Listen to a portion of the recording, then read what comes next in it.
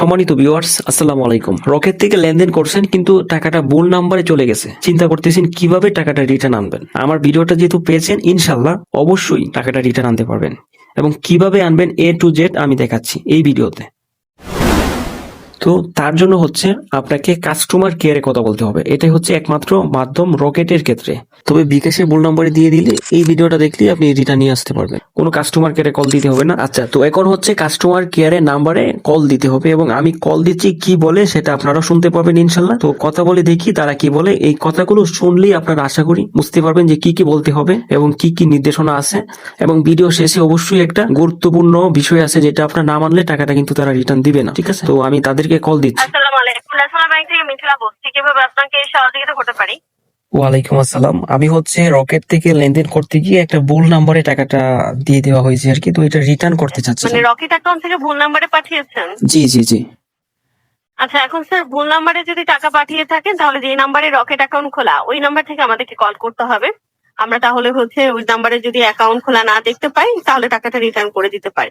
আপনি হচ্ছে যেহেতু ওই নাম্বার থেকে কল করেননি, যে নাম্বারে আপনার রকেট খোলা, হ্যাঁ ওই নাম্বার থেকে আমাদেরকে একটু অনুগ্রহ করে কল করুন, তাহলে আমরা সহযোগিতা করতে পারবো। আপনার টাকা রিফান্ডের জন্য ক্লেম করতে হলে যে নাম্বারে রকেট খোলা ওই নাম্বার থেকে কল করতে হয়, তাহলে আমরা টাকা রিটার্ন করার অপশনটা আমরা পাই, তখন আমরা করতে পারি।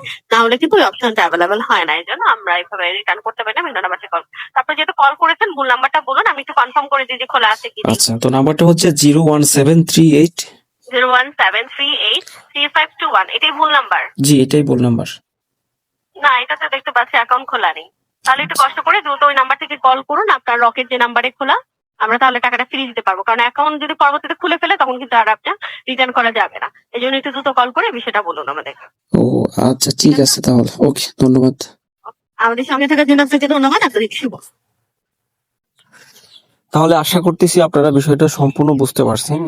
কলটা হচ্ছে দিতে হবে যে নাম্বার থেকে টাকাটা পাঠানো হয়েছে ওই নাম্বারে। চেক করলাম যে আমার ভয়েসটা আসছে কিন্তু তাদের ভয়েসটা এখানে আসে নাই, যার জন্য ভিডিওটা এখানে শেয়ার করতে পারিনি।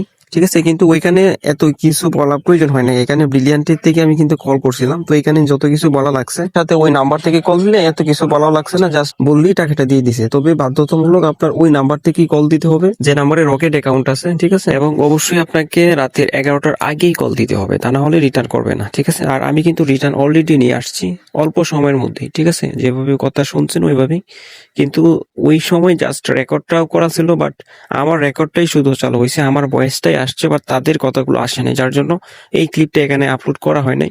ঠিক আছে, তো সিম্পল। এটা তো এই ভিডিওটা যেটা দেখছেন ওইটা দেখলেই বুঝতে পারবেন, সিম্পল বিষয়, সমস্যা নাই।